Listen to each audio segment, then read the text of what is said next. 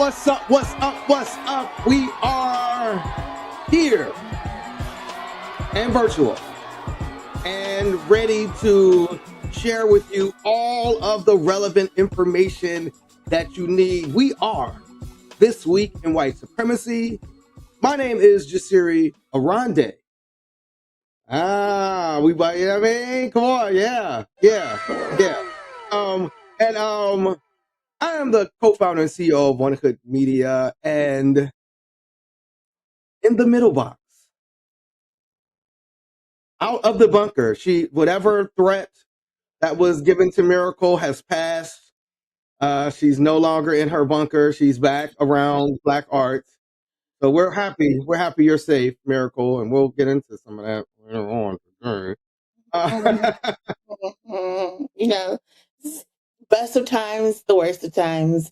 But anyways, it's your girl Miracle, aka Big Blessing with the big blessings. I pulled my shirt up so it looks like a coat on the camera. It's a miracle. But yes, and yeah, I'm happy. I'm happy to be here. We're happy to hear your voice in this hour, and I'm sure all of our listeners are as well. And my brother. We can't hear you. No. I don't. Oh, I was muted. Oh. I thought this was a bit. Yeah, No, me too. Yeah. I didn't know what was happening. They sabotaging me, man. You know, I'm here to silence the voice. Yeah, I'm here in the nation's capital, and they already plotting on me, man. Trump trying to get me out of here.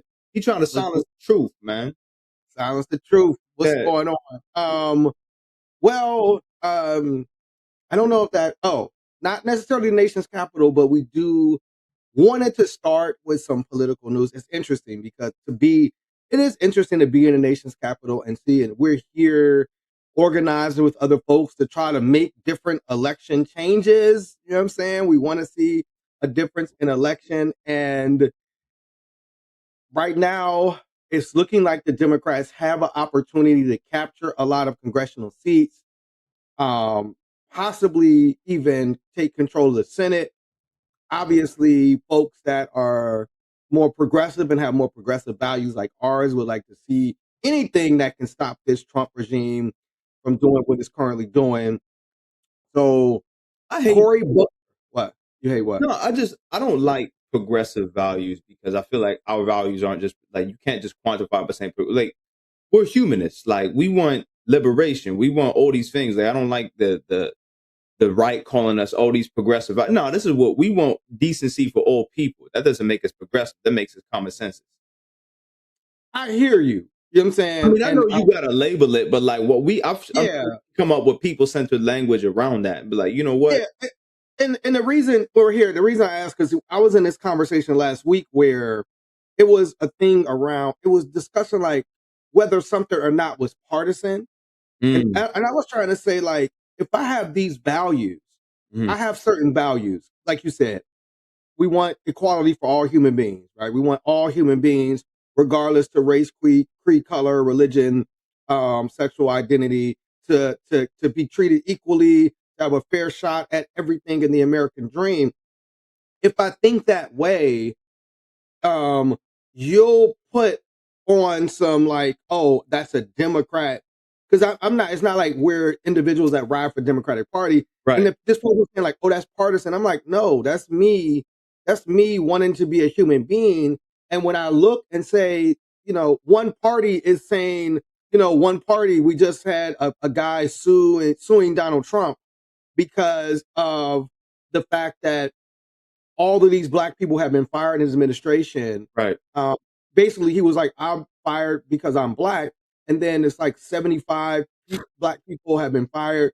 You mentioned the stat, Farouk, that in April, over 100,000 black women lost their jobs. Mm-hmm. So what we're seeing under this administration, under what, you know, Republicans say is their value. So I was saying, to me, that's not partisan. I wouldn't consider myself partisan. I would be like, here are my values. And it's, if I'm a black person and one party is inherently white supremacist in how they act, like my livelihood and my life would depend on me That's not me being partisan. That's me. Hey. A famous MC said this one time. Can I live? Can I live? I like to live. So Cory Booker was in Michigan, and Cory Booker. Cory busted open Booker. But before we get into that, okay? Cory wants something to get into him. Okay. Before we ever played the clip yet. All right. Cory Booker has been positioning himself as somebody that intends to run for president. He's positioning himself. Listen. You already.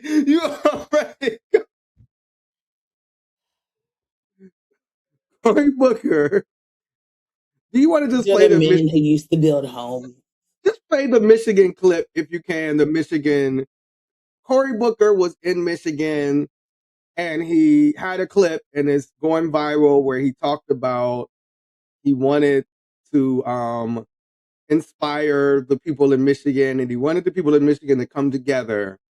Did you want to play that clip, John? Is that clip ready? We had a whole nother clip. I tried to start with some serious business. This is where we got to go first. But Cory Booker. Oh, here it is. So I'm going to say this like the son of a Michigander. Michigan, we're the hand, right? It's nice to have fingers. They all got jobs. They all got perspectives. But I don't want the Michigan hand after your convention. I don't want the Michigan hand after your August primary. I want the Michigan fist. I want you all to unite. I want you to punch a hole in the wall of resistance. I want you to grab a sledgehammer and knock some stuff down. I want you to reach up and grab somebody and get them off the couch and get them on the field. We got points to put on the board. I want that Michigan fist.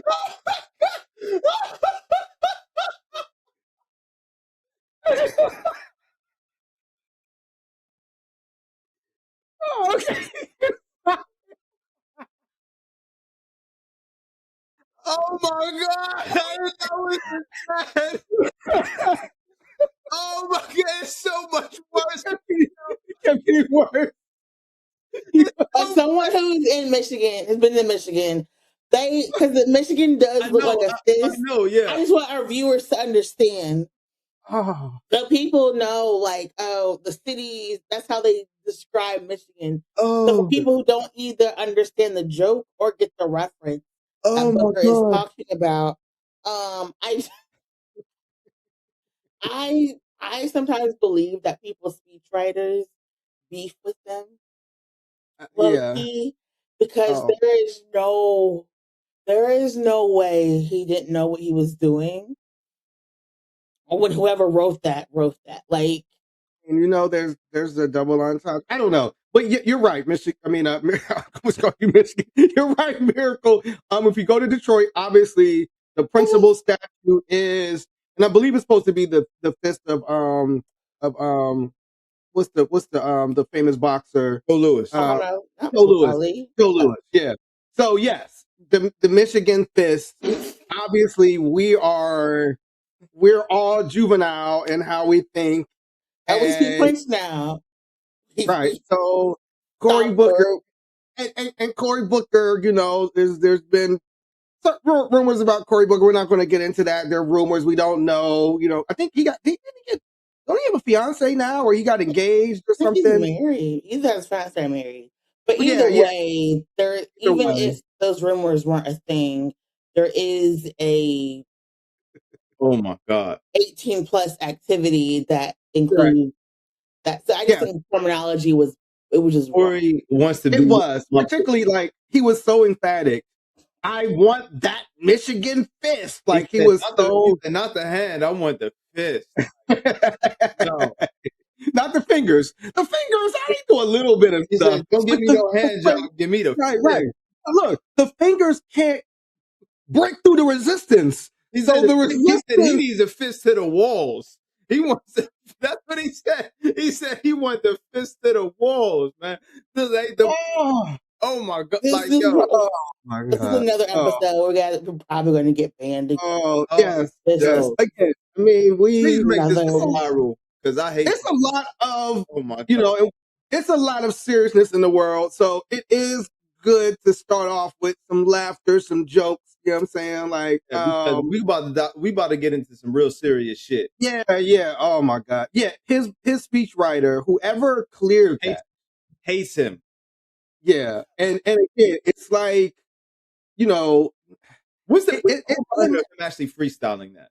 Yeah, but I don't think so. I think it's also like Madani had it was broken down too well. Yeah, you know how Madani had like we're filling the holes for when he was doing like the pot holes in New York, and everybody was like, okay, we see what you're doing.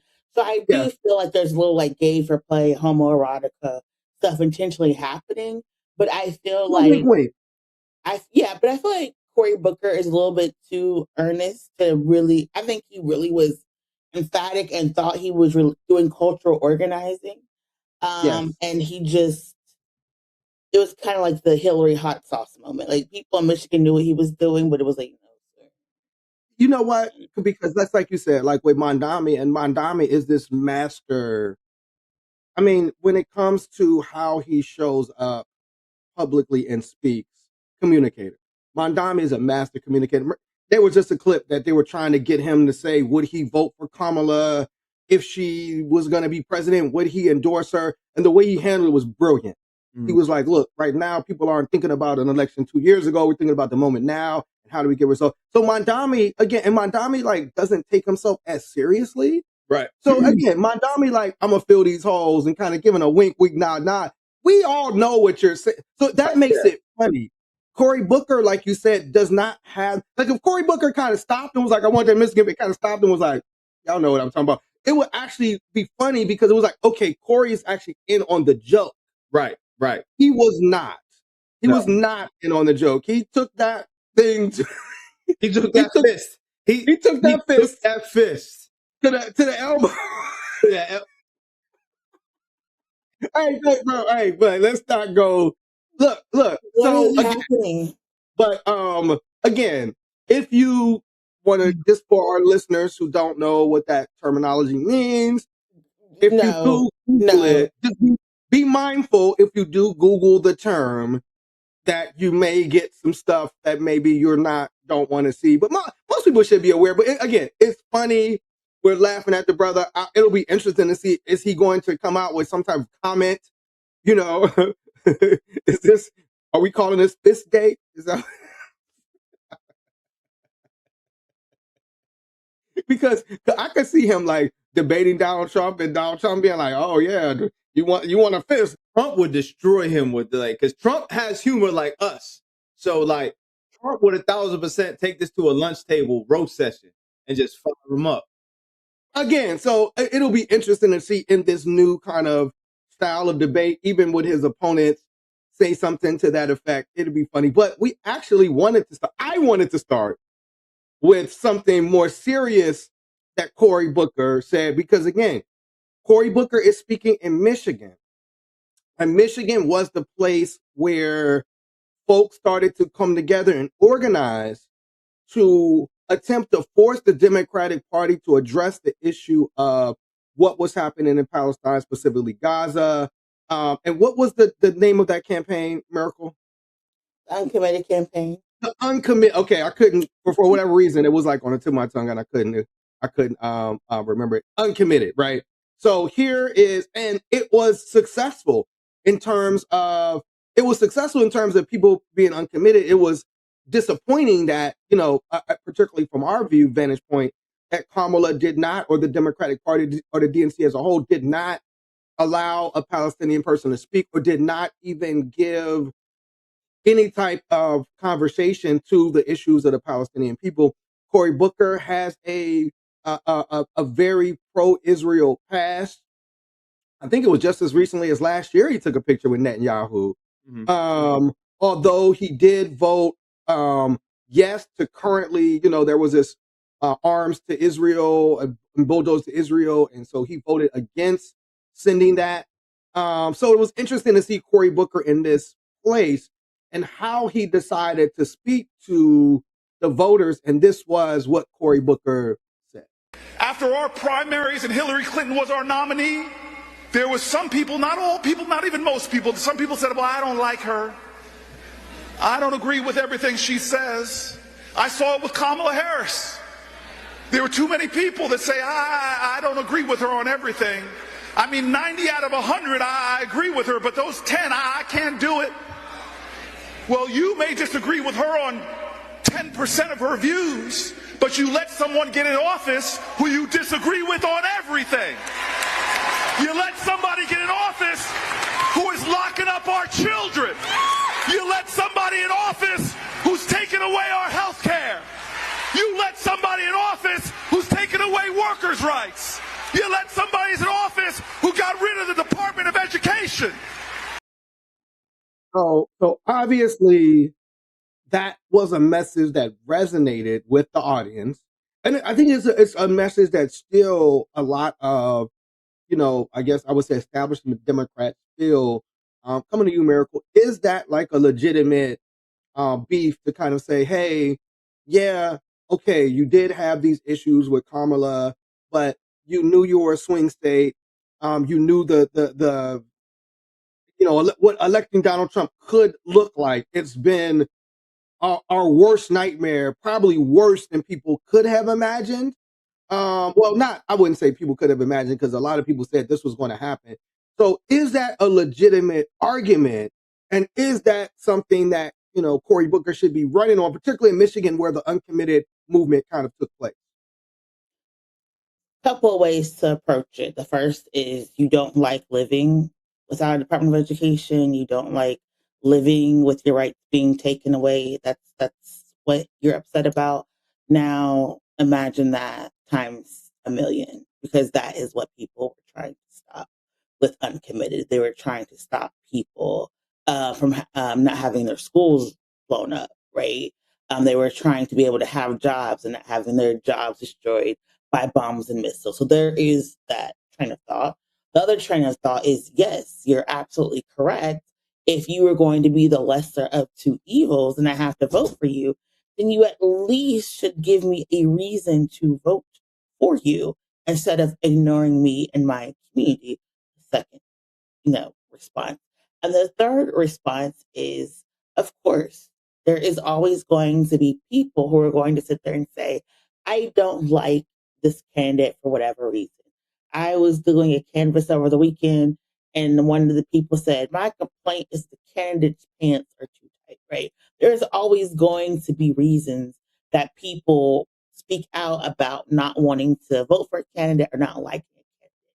Your response to that has to be, I hear you, I see you, we don't agree on this issue, but this is where we agree. And when you can't even update and highlight, amplify the points of agreement, that is where you lose.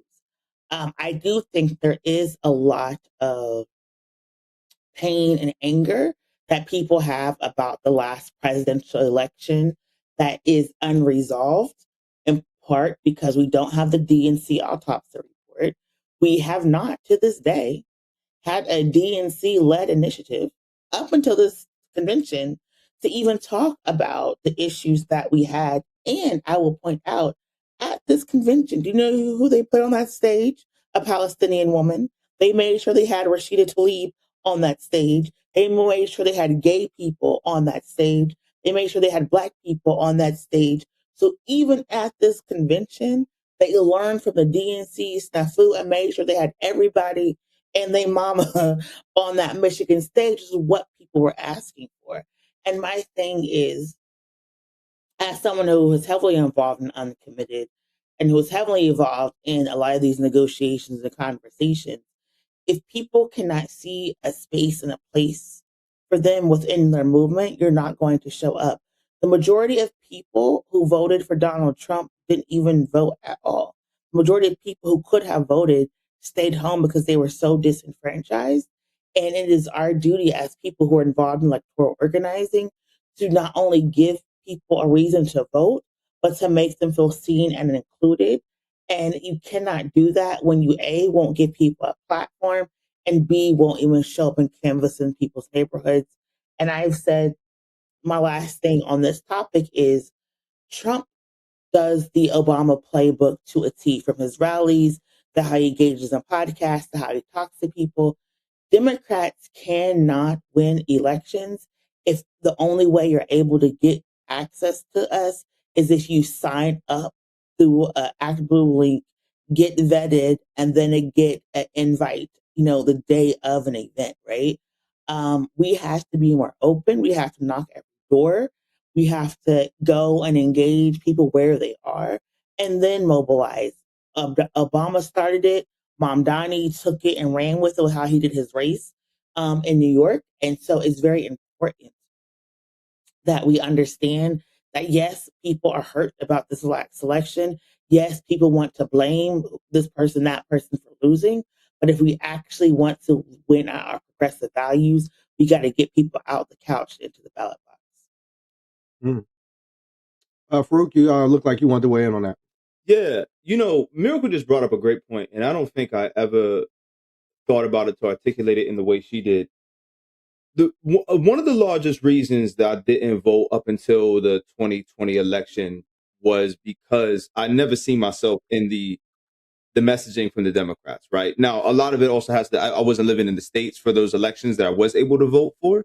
But even when I came back, I had always mentioned, like, I'm Black, I'm Muslim, I'm an immigrant. Like, none of this messaging ever resonated with me from a candidate. Right. And even though, because I check all those boxes, no candidate has ever spoken to me directly to hit all those things. The Democrat messaging has always been so exclusionary. Right. Even though they have this whole big tent policy, right, that they love to prop that up with, like, oh yeah, everybody's welcome under here. They're really not. And I don't think anything was put on such a display to show the antithesis of the Big Tent messaging than this past election, right? For all the exclusionary practices that they have, right? Like Miracle just said, and Miracle was one of the biggest critics about this the entire time, right? It's not like this is just something that, like, we're armchair quarterbacking, we're Monday morning quarterbacking from this. Miracle was very, very adamant about, hey, listen, you aren't including these people, so when you don't get their votes, this is on you. How that's like mirroring in today, it's like when I heard Cory Booker say this stuff in Michigan, it brought me to when Obama came to Pittsburgh and said the same thing, right? When he blamed all these Black men for not voting and not organizing and being anti women. It's the same. It's more the same, right? And where Miracle said, Donald Trump does so well, Trump's messaging is always on point. Like, you don't have to agree with what he says, but he knows how to engage people, even though he's batshit crazy, right? Yeah. He at least opens a direct line of communication to his constituency in real time. You always know what Trump is saying, right? Or thinking, rather, right? Even if it's just incoherent shit. Remember, he did the Kovefi shit, right? Like, yes, it doesn't matter. Like, he's going to, right? It's direct to consumer. The Democrats are just so they cannot get out of their own way. They're so locked into formalization and tradition and ceremony and circumstance that they've lost the plot a long time ago, and now they're fumbling over each other trying to get it right, and they still can't. And you still haven't seen them support Zoran Mandami. They haven't even, like, a lot of the establishment Democrats haven't even embraced him, endorsed him, congratulated him, nothing. And he was go ahead. No, just in closing, like, he's one of the most well-known, well-liked politicians in the entire world.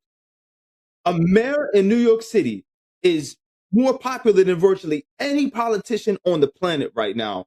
And these establishment Democrats are acting like he just doesn't exist.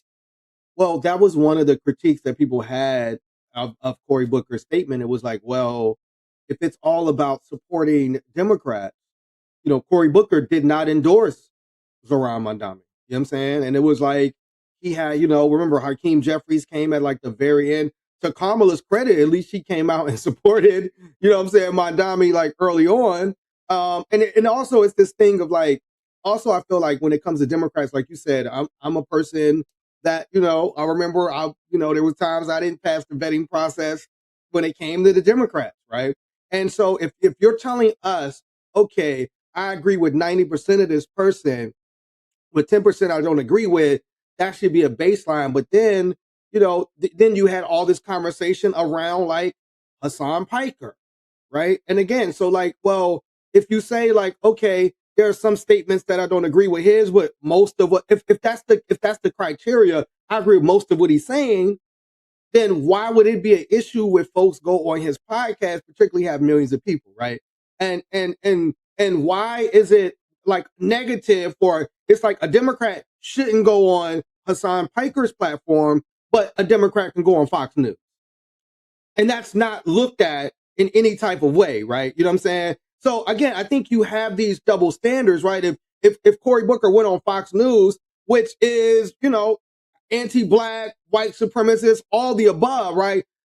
Manufacturing disinformation. We've seen people go on. What's the other one? It was like after Fox News is the more, I forget what, Newsmax. Yeah, Newsmax. Right? Yeah. Like that's not, if it's okay for you to go on there, but then now, oh, this guy, this podcaster can't go on his podcast, right? Joe Rogan was just in the White House standing behind Donald Trump over some psychedelics. So then is that a platform? So this is where it gets funny.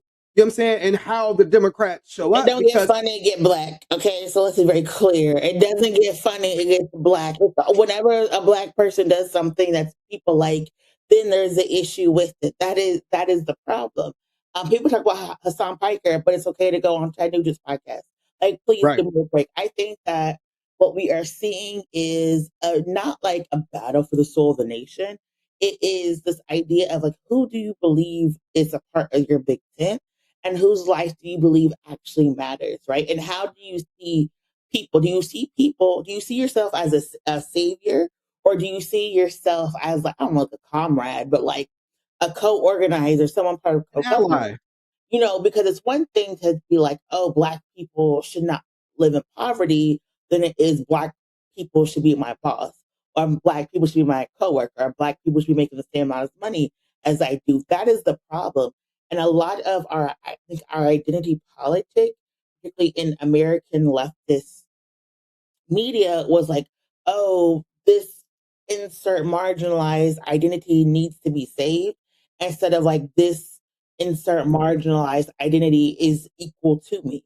And so a lot of folks are wrestling with the fact that like they have to contend with Muslims having a voice. They have to contend with refugees having a voice. They have to contend with the people who survived their bullets and bombs having a voice. And that is what we are wrestling with. It is not like this podcast bro or in this sports bro. It's, oh my gosh, the people that I used to say are a threat now get to say that they're not. The people that I've called a terrorist now get to publicly advocate for themselves. So I can't just scapegoat immigrants anymore. I can't just scapegoat these folks anymore. So now what can I do is just like try to, harm the messenger, because I can't continue with the message. And that is what we're seeing right now. But I think that it's going to fall apart because obviously, you have these elected officials who can't keep their hands to themselves. You have these elected officials who are just absconding with just doing bad things. So now it's like, oh crap.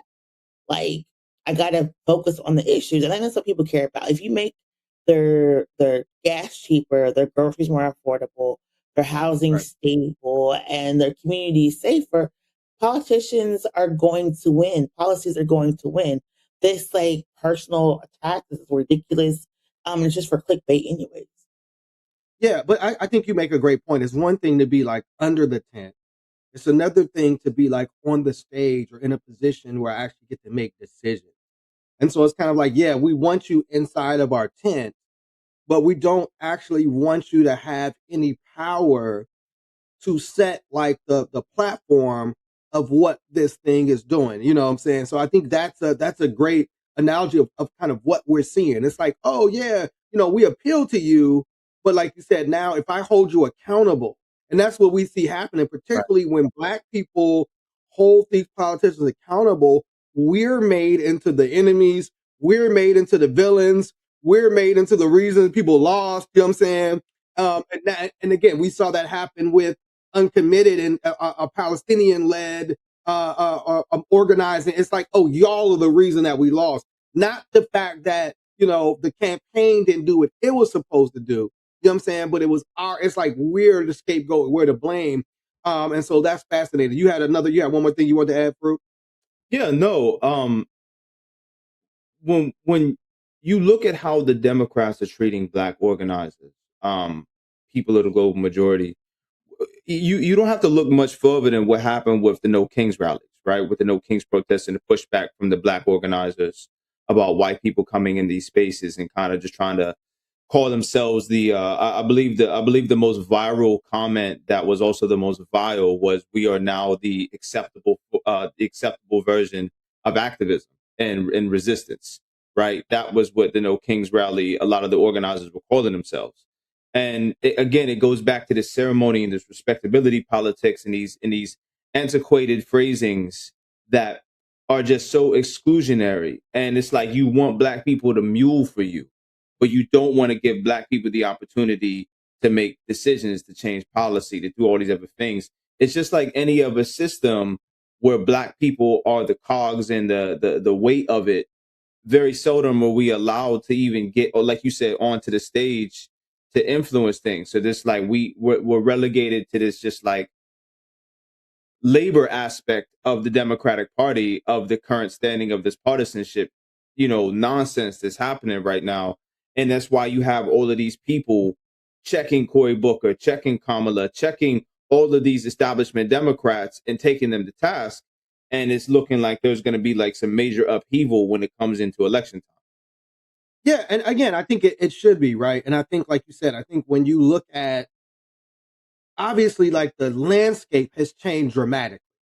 Because when you look at, like you said, an Obama, Kamala, even Cory, it's like a remnant of, like, as a Black politician, you had to kind of contort yourself into, like, I'm the safe person, right? I'm very safe, right? In order to be accepted by, like, the mainstream white audience, right? Oh, remember one of the first, I think it was Joe Biden who was talking about Obama, like, oh, he's so articulate, right? And it's like, now I think that shifted, right? Where people want authentic representation. And to me, one of the voices that we've seen leading the shift is our very own Congressperson Summer Lee. And again, we know we were with Summer Lee when she was organizing and advocating in our communities as somebody that was a concerned citizen wanting to see justice. And now to see her in Congress, and that's the same Summer Lee, right? She's not trying to contort herself or change herself. And the reason we need women like Summer Lee in Congress is when individuals like RFK Jr. come before the committee as the head of the Health and Human Services. Mind you, RFK I guess he released a book, and he was telling this story about he was disappointed in what was going on with his brothers. And then he just inserted the fact that as he was thinking about his brothers, he was cutting the penis off of a raccoon that had been ran over on the side of the road to, quote unquote, study it later. So he wrote this. Wait, what? Yes, RFK Jr. cut. What is wrong with these people, man? Like, he said, it says the health secretary in a diary entry said his kids were in the car as he cut off the genitals of a raccoon in 2001 so he could study it later. How are you saying? Like, what? Are you putting it like under? It's funny because Miracle did say before the show, like, can we not have a lot? It's not even us. This is just a retelling of events as articulated by the health secretary, RFK. In 2001, he just got out of his car. He saw a dead raccoon, and he was like, you know what? I think I'll study his penis. Did we know when he got the worm in his brain? That's a great question. Because now my brain goes to, like, did he have like an ice bucket? Like, what? Yeah, did he have like his pocket, bro? Where did he put it? Right, he just took a napkin. He just took a napkin out of his pocket, Kleenex, and fucking wrapped it. Like transporting animals. He said this is forbidden licorice. Can increase disease. Like, when you don't. I would think so. You bring that into your house, a roadkill. Imagine how it smelled. And you went and you cut off the penis, and then and what do you put it under? What do you have, like a lab in his basement? It's like, yeah, the more you go into the weeds about it, the weirder it gets. I imagine him like walking into a basement and like turn on a light, and on the side is like a board. No, it's like a board, and it's like bat penis, cat penis, like his connection. Oh, word! I need a raccoon penis to go into my animal. And this is the head of Health and Human Service. This is the guy that Donald Trump chose. So, last week RFK wants animal dick, roadkill. Wants the Michigan fist. Like, what is with these people, man? Like, Miracle's like, what? So, if you just play the video, let's play the video. I'm disturbed now because this is not the opener we preface. This is Summer Lee holding RFK Jr. accountable. Particularly, last week was Black Maternal Health Week. There are all these disparities in Black maternal health for Black women, and Summer Lee wanted to know how the Health and Human Services were addressing Black women's maternal health. Can we play that clip? Programs to remove a list of nearly 200 words and phrases from their funding applications, including the word Black. Do you have an idea of how we could solve the Black maternal mortality crisis if we can't say Black? President Trump is trying to end division in this country, not so division. Not eviction. During the last 4 years. That's what DEI did. It divided people. It polarized people. No. We're not talking about eviction. We're talking about health care. I'm talking about DEI. We're talking about health care. Yeah. Disparities. So what we're asking is if you attack DE&I and then we have a crisis that impacts one population over another, but you cannot direct specific spending or research or interventions to that population, how do you solve the problem? Do you think the federal government should be paying for DEI? I think the federal government has a vested interest in ensuring that its citizens survive childbirth. Well, we are meeting that obligation. We are not. Oh, that I can explain to you how we are. You have not done so far. But also I would say that, we can improve healthcare for everybody at the same time as helping the people who are most likely to die. That's what DE&I, well, first of all, DE&I makes sure that we have Black doctors or women doctors. Or that we're talking about the fact that we have a mortality rate that is not matched by any other country as what we would call developed as ours. Really quickly, in yesterday's Ways and Means Committee hearing, you denied saying that every Black kid is now just a standard put on Adderall, SSRIs, benzos, which are known to induce violence, and those kids are going to have a chance to go somewhere else and get reparented. Why did you deny saying this? Why did I deny payment? No, why did you deny that you said that every Black kid is now just standard put on Adderall, SSRIs, benzos, which are known as to induce violence, and that you would rehome them? Well, it's largely true that Black kids, because it's easier to handle people, and a lot of the public And you're going to rehome them? No, I never said that we should rehome them for illegal drugs. Psychiatric. Gentlelady's time has expired. Okay, I just wanted to know if that was him for the record. Thank you. Damn.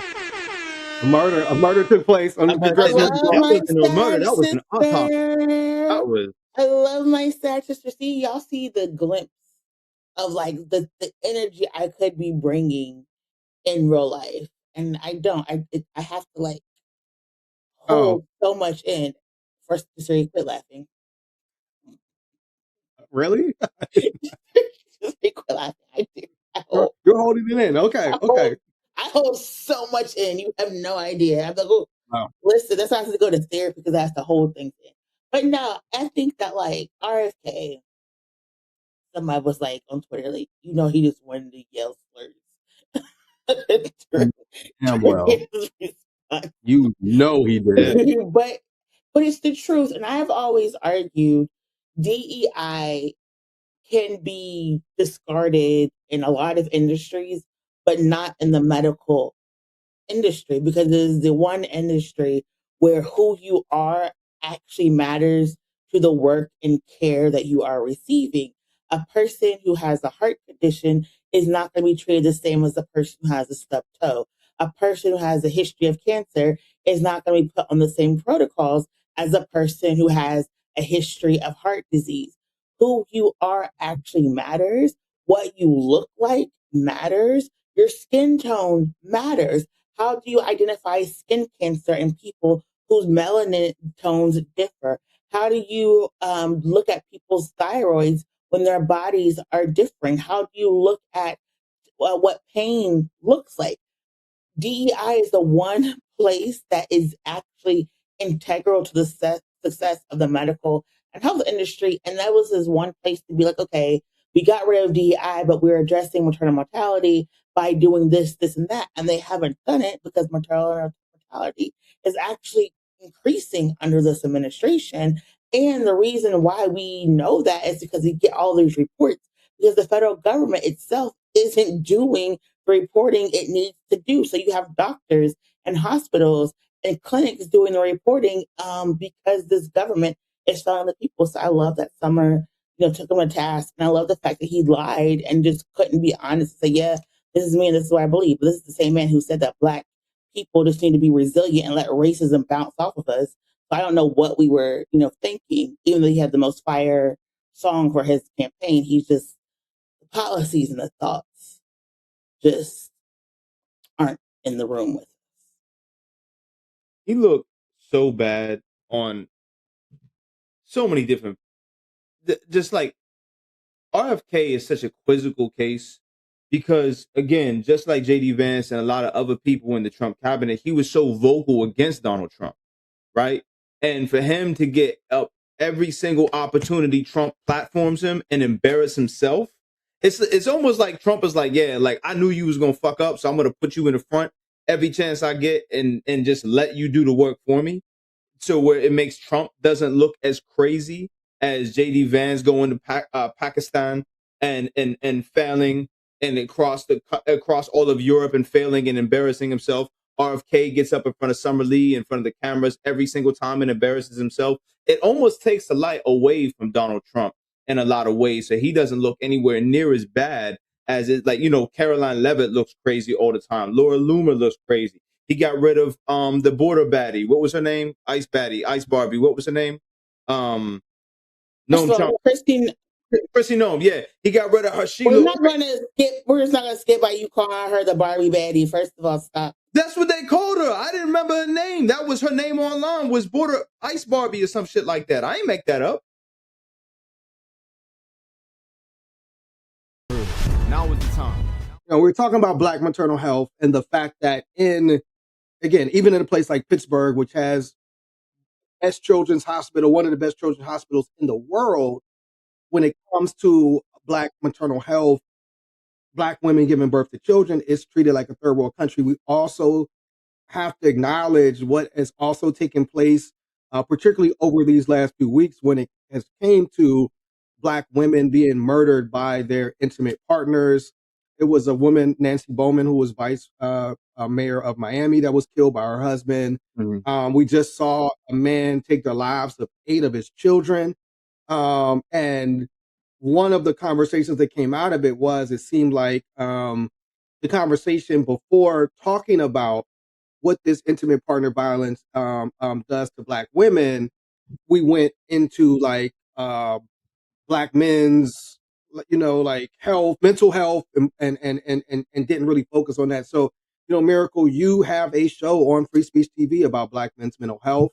You're somebody that's been an advocate for that. How are you looking at what's been happening over these last few weeks with these, these high profile deaths of Black, again, and these are just the high profile ones, right? One of the things I saw that it said, look up what is the leading cause of death of women that are pregnant, and it was homicide. I didn't know that. You know what I'm saying? I was like, what the hell? So to talk about like what this as conversation has meant to you, and what are some things that we should be doing, particularly as Black men? Yeah, I can say as someone who does engage in abortion work right now, it is very real. Like, violence against people who are pregnant is very real. and it is something that we don't talk about a lot. But I want to back up because we frame this around like mental health. As someone who does have the Brunch the Black Man podcast, I can be very honest and say that a lot of people have said they do not want to fund that podcast because they don't feel like Black male mental health is something that is important, right? That they care about. Like Black men don't need therapy. Black men won't go to therapy. Black men, whatever. And so I can just say when we talk about Black men mental health, we do it wrong. But in part is because there is no support for Black men and there are no avenues for Black men. So Black men have to be very loud and demand support for their communities because a lot of that funding, Trump did take a lot of mental health funding. And when that mental health funding was restored, a lot of folks said, we think we don't want to lose it again. So we're not going to do any of these initiatives. And so folks who are doing Black health work are literally out here struggling, trying to support people with lesser resources because people feel like doing Black male mental health work is going to be looked down from this administration. For me, it was astounding, and I'm going to be very honest, because when this last round of femicide occurred, it was Black women who I was in community with, right? There are just because of the work that I do, I met the Fairfaxes before. I was friends with people who was with the vice mayor. I know a lot of these doctors, right? And because the work and conferences and being in spaces, so it was for the even for the past 3 weeks, every day I'm seeing someone who is in my aura being murdered by their partners. And then to understand that a part of this violence is because the law still looks at women as property. Yes, Black people were property, but also women were property. So the idea that you're going through a divorce and you're required to live in the same home as the person you're getting a divorce from, because the first person who leaves vacates the rights to the home, makes no sense. The fact that you're getting a divorce and you're forced to be with the person who is going to kill you because the law does not want you to be apart from the children makes absolutely no sense. And there is no support, right? It is, if you're going through a divorce and you need to get away, you're either in a home or you're in a shelter. There's no transitional housing. There's no transitional support.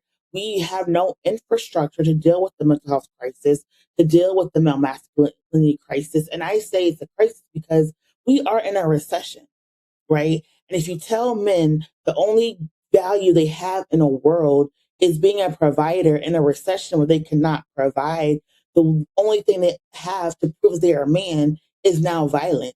Violence against another Black person, violence against the person they're in a relationship with, violence against someone who's tested their manhood. That is what we've told men, that you're a provider or you're able to do harm. And so, and so when you can't provide, you're going to do harm. And we haven't had any resources to change that narrative. What we had was people saying, oh, you're woke. Oh, you're a simp. Oh, you're this, you're that. And so we have this whole manosphere that's been poisoning men for over a decade. And we're wondering why women are not safe with some of these men. And I am not going to sit there and say that men are also not victims and men aren't being abused. Men are victims, men are being abused, men are suffering from interpartner violence as well. I'm not discounting or dismissing any experiences that men have in unhealthy, unsafe relationships.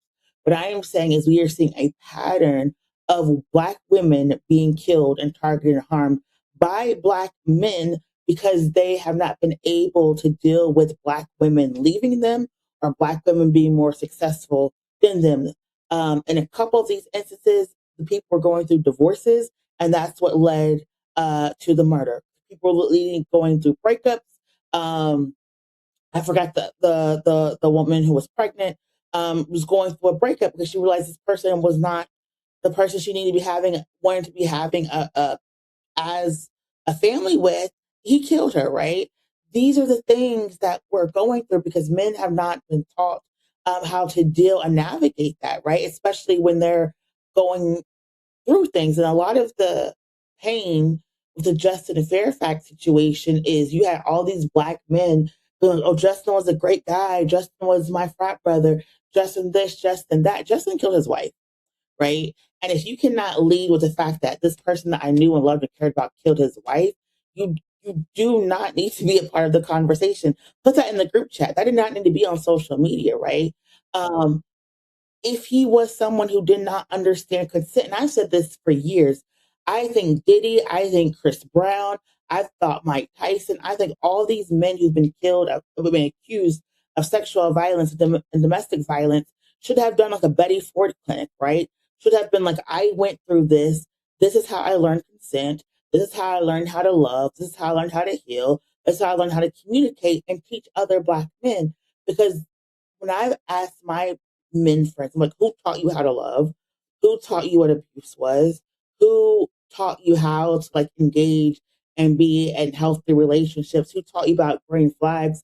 They'll be like, nobody. I had to learn that shit on my own, right? I had to figure it out by myself.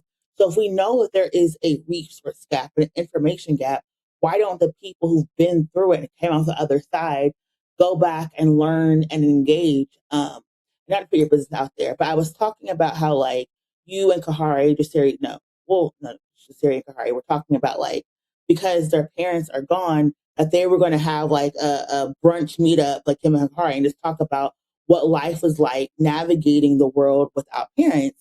And I forgot the guy's name. He was like, "Well, I haven't had my parents since I was 19 years old, and I want to hang out with Jasiri and Kahari too, right?" There is a need for people, particularly men, to have spaces, to have connection, to engage and to navigate and share information. And we don't have that spaces. And it just can't be the barbershop. The barbershop is tired, okay? The barbershop is trying to make y'all look good and provide mental health services and provide their spaces. The barbershop can't handle all of that. And so we do need more support, but you cannot take the lack of support and care that you have in your life out on a Black woman who's probably been in your corner and loves you the most. You cannot kill your own Black children because you rather live in a world where the last thing you can control is whether or not your children and your partner live or breathe because you couldn't control anything else. That's not okay. And I really think that if we're going to have a conversation and blame mental health for Black men killing Black women, then we need to make sure there's billions of dollars to ensure that Black men stop killing Black women, because the police aren't going to save us. The government is not going to save us. These corporations are not going to save us.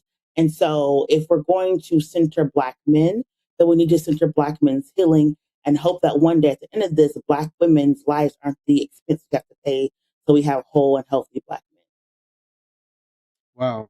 Wow. Thank you for that. Super, super powerful. I do agree with you, right? And again, this was, I believe it was the Roland Martin show, which was kind of the flashpoint to where the conversation was about all the bad things that happened to Justin Fairfax and not the fact that he murdered his wife or, Serena Fairfax, his wife, who was an accomplished doctor in a role. Like, she wasn't centered.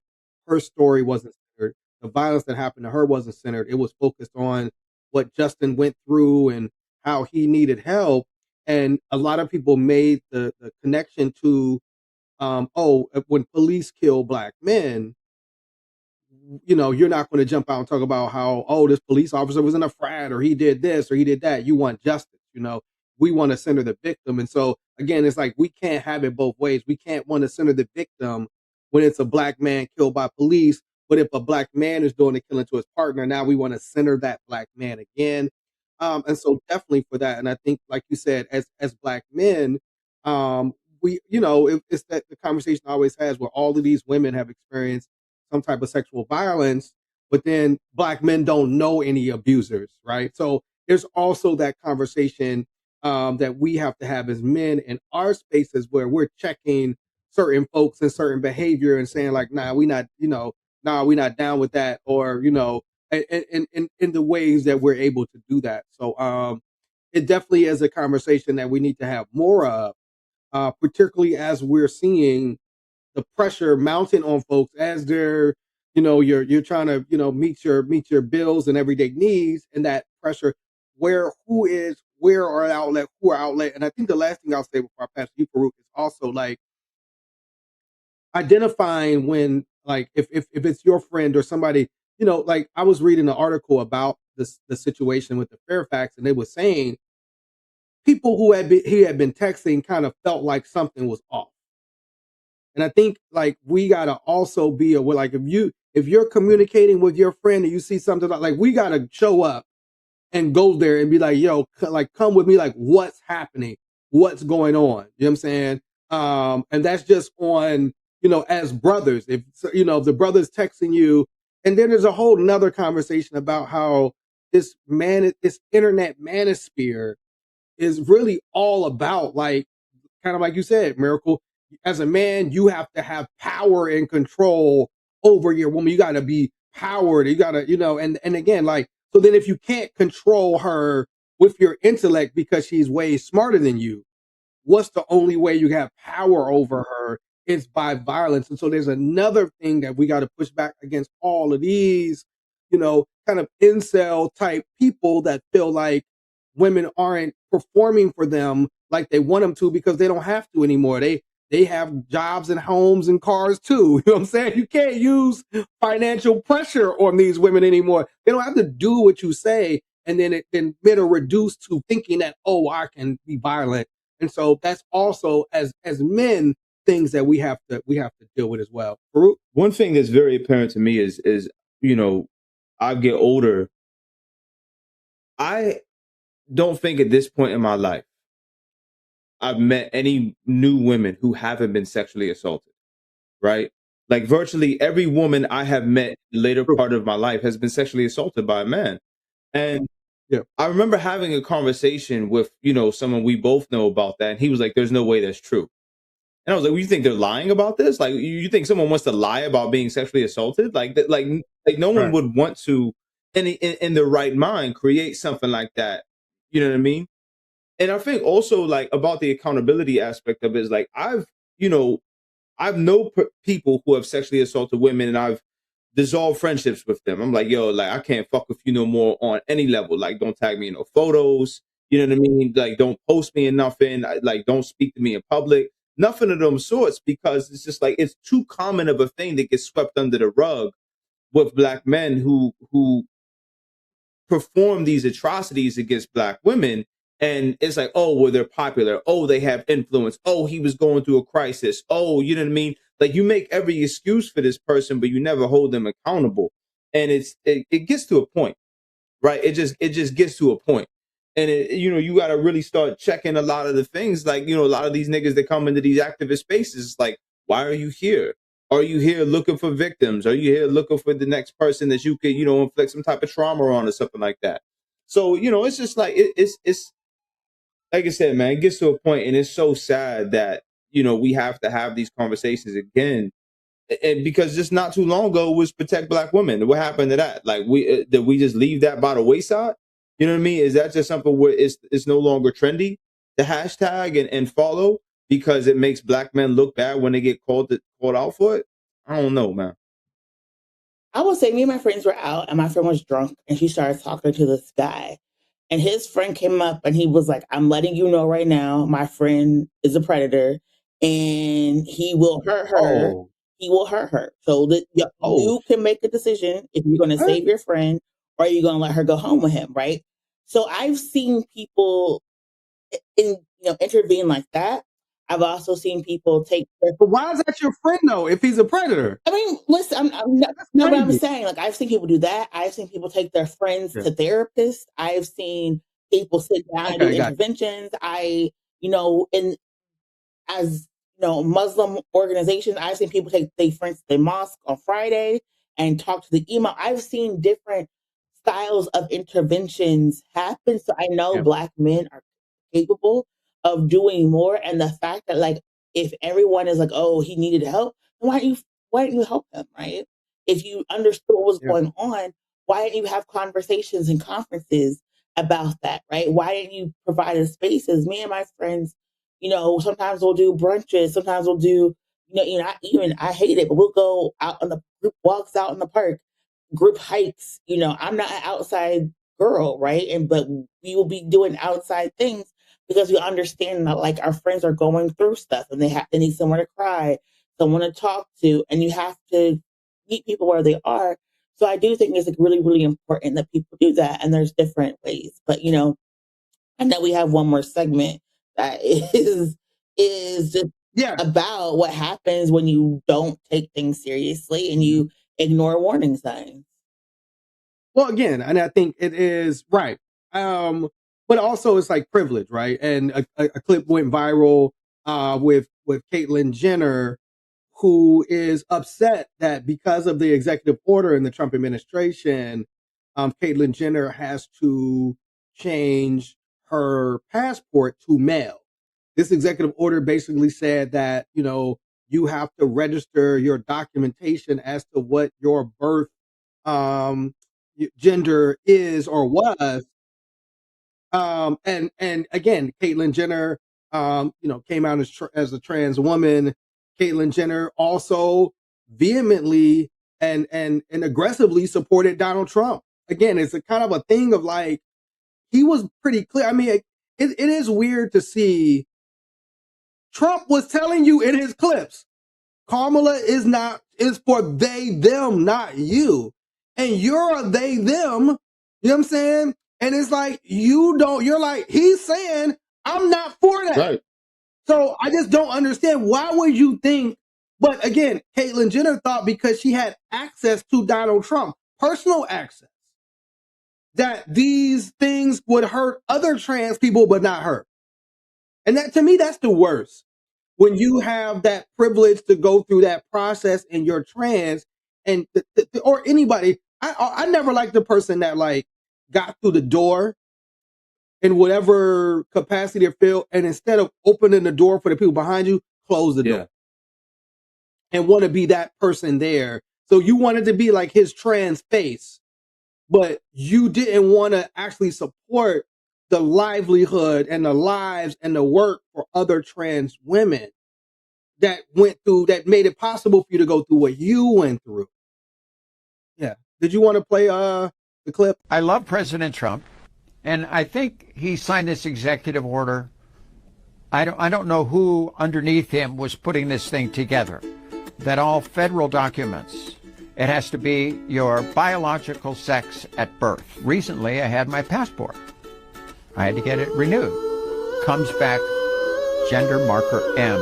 But it's not just about me, it's about all people in this situation. What do I do? I never thought that was leave my face. No, I never thought that was leave my face. We bonded over bigotry, but they weren't supposed to turn on me. No, I never thought the lepers would eat my face. Slow it down now. I never thought the lepers would eat my face. No, I never thought. I never thought it would happen to me. Bonded over bigotry, but they weren't supposed to turn on me. No, I With tambourine. thought the leopards would eat my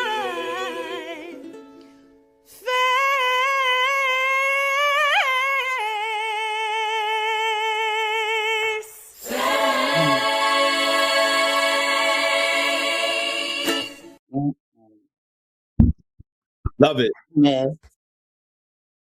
Yeah.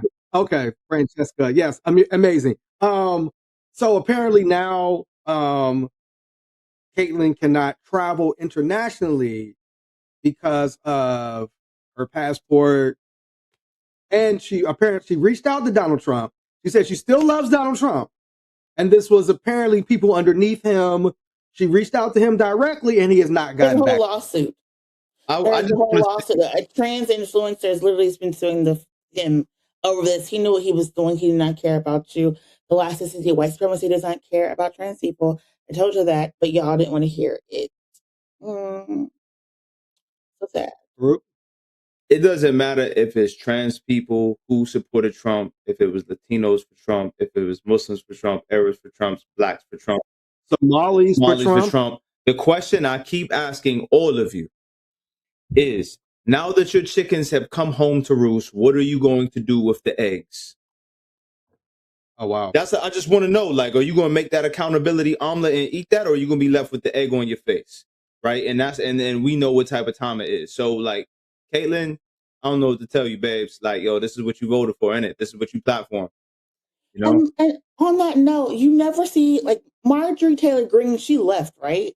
You never see any Yes. of these Republicans being like, we're going to do Tea Party Part 3, and but I'm going to run as a compassionate conservative Republican. You know, Caitlin, go run as a trans Republican. And look, I'm running for trans rights. The Republican Party is the fight for trans rights. Go, you know, do the things where you can. You're a woman who's a multimillionaire. Run for office. Change it. Yeah, again, I mean, you know, we mentioned at the top of the thing, it was a report that said 75% of the black officials have been fired in the Trump administration. Again, if it's like, so it is interesting. Again, it's like that idea that some of these black pastors, like, oh, I have access to the Trump White House, so I don't care about how his policies affect black people as a whole. Mm-hmm. And that was her thing. She had access. She has Donald Trump's. He said, I called his cell phone. You had Donald Trump's cell phone. Guess what? It was on a voicemail because he doesn't need you. You on D&D, like, you know what I mean? Yeah, he doesn't need you now. He's won. He got elected. He needed you to be the face of trans people vote for me, just like he needed the Venezuelan woman that was like, I love Donald Trump. And then the minute he got in office, he cut them off. And now, you know what I'm saying, sending you to the ICE detention facility. Like, he did all of that. You know what I'm saying? Like, they went and got, I thought they went and grabbed up a soldier who was about to deploy. They went and got his fiance off the army base. A woman that had been in this country since she was 3 years old and sent her to the ICE facility. They don't care about none of y'all. So again, it's like all that energy but for real, you have been seeing, it's been like less hats. I haven't seen a hat. What, a MAGA hat? I haven't seen a MAGA hat. It's been a while. Yeah. It's been a while. A friend of mine just said her neighbor had like a big Trump banner up on his front. He just last week he took it down.